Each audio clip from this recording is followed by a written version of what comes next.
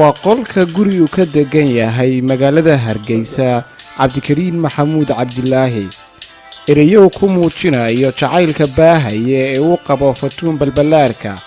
oo ah fanaanad sida uu aaminsan yahay codkeedu yahay mid qanciyay ayuu ku sharaxay gidaarka qolkiisa. runtii waxaan jecelahay Fatuun Balbalaarka oo fanaanad qaali ah oo jecelahay waqtiga badan iyadan siiya sanadkeeda u dhageysan lahaa.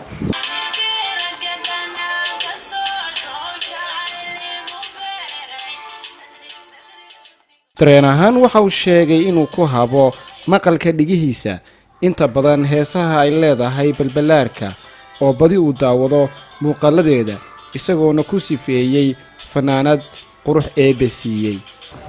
fanaanad qaali ah jecelahay runtii heesaheedu dareen weyn bay geliyaan waan iyadana waxaan jecelahay inuu ay gaadho maxaa warbixinteedaasi ay gaadho waxaan doonayaa inaan guursado runtii fanaanad qurux badan qiimo leh self confidence leh runtii fanaanad aan aad u taageero aan jecelahay waana fanaanad dhaaftay fanaaninta inta kale waxay ku taalaa wadnahayga bidix baan leeyahay marka waxaan ku taalaa wadnahayga bidix Fatuun Balbalaarka runtii waxa weeye dareen weyn bay heesaheedu geliyaan waa heeso qiso dhab ah xambaarsan fanaanad aan oran karno waa egas magool bay bedeshay oo cod macaan sawt ilaahay siiyay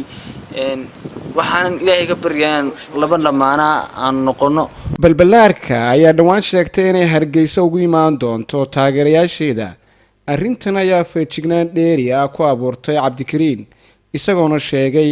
inuu garoonka uu ku sugayo tan iyo markay imaanayso magaalada Hargeysa. Fatuun Balbalaarka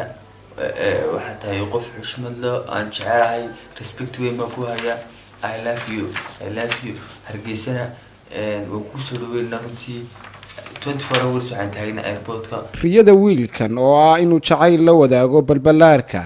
waa mid inay dhabowdo uu filayo kadib marar badan oo isku dayay inuu soo bandhigo jacaylkeeda laakiinse ma aha markii ugu horeysay balse waxa jiray dadyo kala duwan oo jacayl ay u qabaan qof kale ku soo bandhigay baraha bulshadu ku wada xiriidho. Sakariye Ilyas Jakarta Hargeysa.